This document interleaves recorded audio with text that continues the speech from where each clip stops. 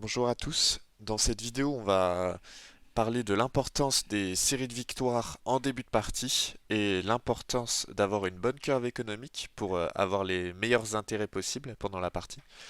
Et donc, on va utiliser pour ça une game que j'ai fait avec des gunslingers. L'objectif, c'était d'avoir Tristana en hyper carry et donc la passer level 3 très rapidement.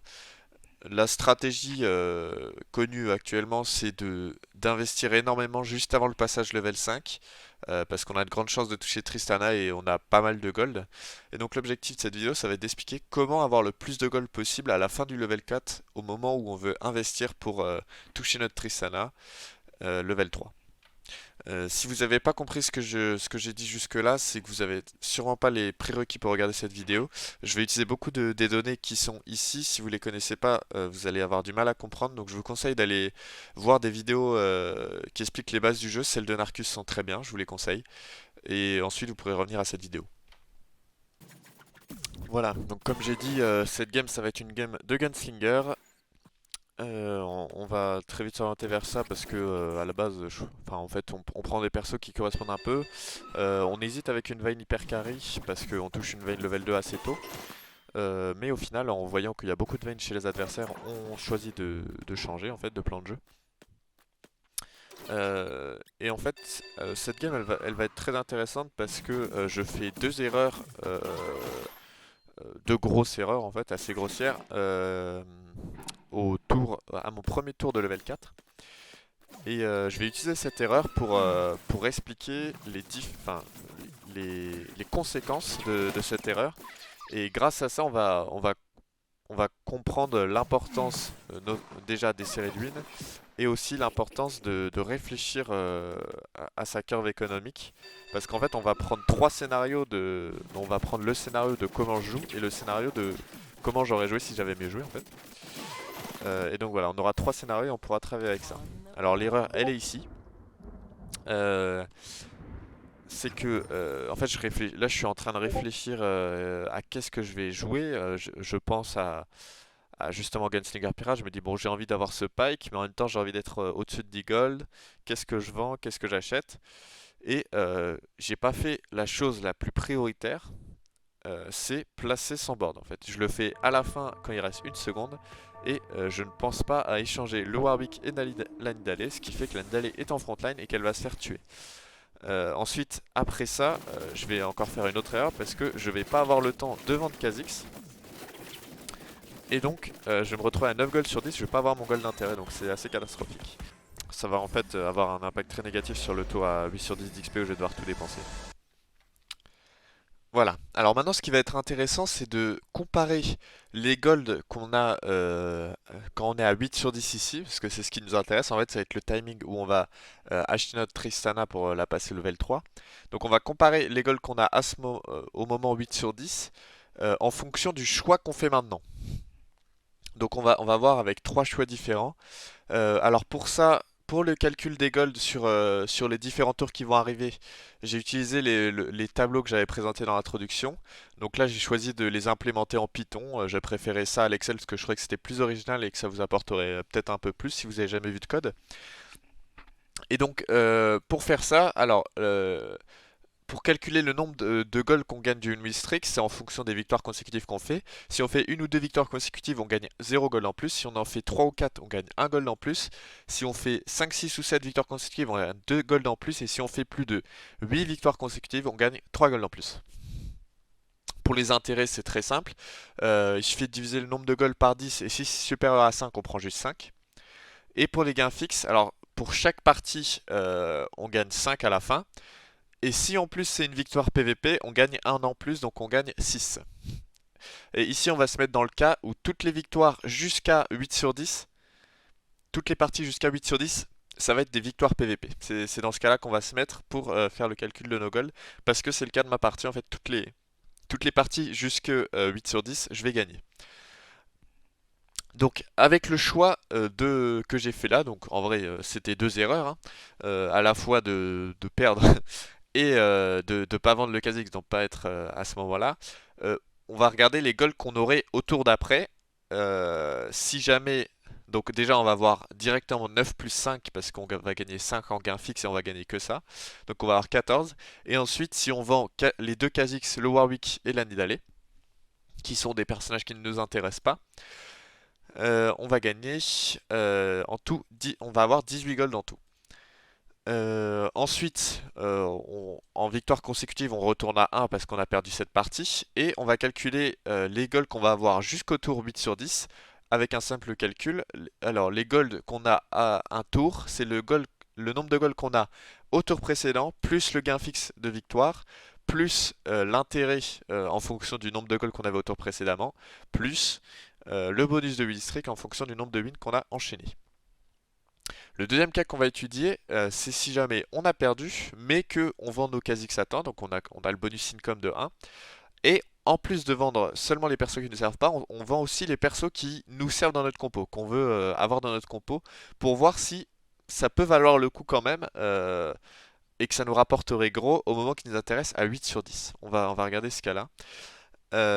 Et donc comme tout à l'heure, la seule différence, c'est que là, on va avoir 4 gold de plus au moment initial parce que on va gagner Grace plus Pike, ça fait déjà 3 plus 1 de bonus income initial parce qu'on fait pas l'erreur de vendre les Kha'Zix trop tard. Donc on démarre avec 4 gold de plus et on va voir l'impact que ça va avoir au bout de 4 tours. Enfin, le dernier cas, c'est si on n'a fait aucune erreur et qu'on a gagné cette partie, donc en plaçant bien nos unités. On va voir la différence de gold dans ce cas si, au lieu d'avoir interrompu ma série de victoires bêtement ici, j'avais continué ma série de victoires et donc je serais à une série de 6 au moment où j'atteins les 8 sur 10. Et donc évidemment, j'aurai plus de gold. On va voir à quel point j'aurai plus de gold. Alors voilà le résultat. Donc dans notre cas où on a fait nos deux erreurs, on aurait en achetant aucun perso dans les tours d'après 18, 25, 33 et 43 gold. On aurait 43 gold au moment qui nous intéresse où on va tout dépenser. Dans le cas où on aurait fait aucune erreur, c'est-à-dire qu'on aurait bien positionné notre Warwick et donc win la game qu'il nous fallait pour ensuite faire full win jusqu'au moment qui nous intéresse, on aurait 54 gold au moment où on a les full reroll. Donc 11 gold de plus que dans le cas où on a perdu. Donc quand même la différence là est assez énorme. Juste pour une défaite, on a perdu en gros 11 gold. Ensuite, le dernier cas, c'est quand on a perdu. Donc comme j'ai dit, c'est assez normal de perdre, hein. C'est assez rare les parties où vous allez tout gagner jusque ce round qui vous intéresse. Donc, pour rattraper, vous pouvez faire ce que j'ai dit à vendre. Déjà, vendre pour Deagle, là, ne pas faire l'erreur que j'ai fait avec Kha'Zix, de le vendre, de ne pas avoir le temps de le vendre, et donc de ne pas avoir le gold d'intérêt en plus directement. Mais en plus, en vendant Pike et Graves, on peut voir qu'on a gagné ici la possibilité d'avoir un d'intérêt en plus, etc. Et au final, on a 3 golds de plus que ici. En rajoutant ici Pike et Graves, toujours en gold potentiel, ça nous ferait 46. Donc on gagne 3 golds à les vendre plutôt que de les vendre tout à la fin. Alors on peut voir que 3 golds c'est pas mal, mais c'est pas fou. Et il y a une raison, c'est que en fait, il faut regarder la curve. Ici on a une très bonne curve parce que à chaque fois à chaque nouveau tour, on passe à la dixième supérieure, donc on gagne à chaque fois un gold d'intérêt, 14, 22, 31, 42, 54, alors que là, notre curve est pas bonne à cause de ces 39, 49. Parce que là, en fait, là, on gagne un gold d'intérêt, mais là, on n'en gagne pas. Et là, on en gagne un seul.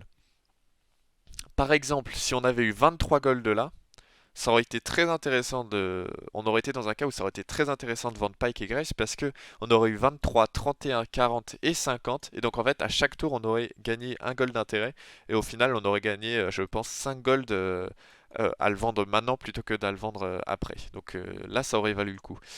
Et dans le cas complètement opposé, si on avait eu 21 gold, là ça aurait fait 29, 38 et 48. Alors là ça aurait été pas du tout intéressant de vendre Pike et Graves parce que on aurait gagné qu'un seul gold au moment ici. Donc au lieu d'être à 19, on aurait été à 21, on aurait gagné un gold ici, mais on n'aurait pas gagné de gold ici, pas ici et pas ici. Et donc on aurait gagné un seul gold à le vendre plus tôt que après. Et dans ce cas, ça vaut vraiment pas le coup. Donc faut vraiment penser quand vous vous demandez est-ce que ça vaut le coup de vendre mon perso pour atteindre la dizaine supérieure, il faut réussir à penser est-ce que ensuite on va rentrer dans une curve qui va être rentable et qui va me faire gagner beaucoup d'argent au tour qui m'intéresse.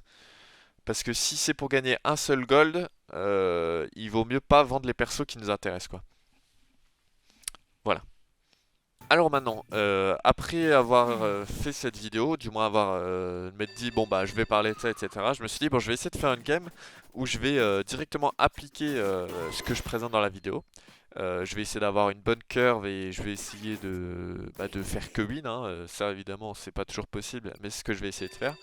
Justement dans cette game je commence par une lose, donc j'étais un peu au fond, je me suis dit bon est-ce que j'ai pas envie de relancer une game pour arriver dans un cas qui m'intéresse pour cette vidéo.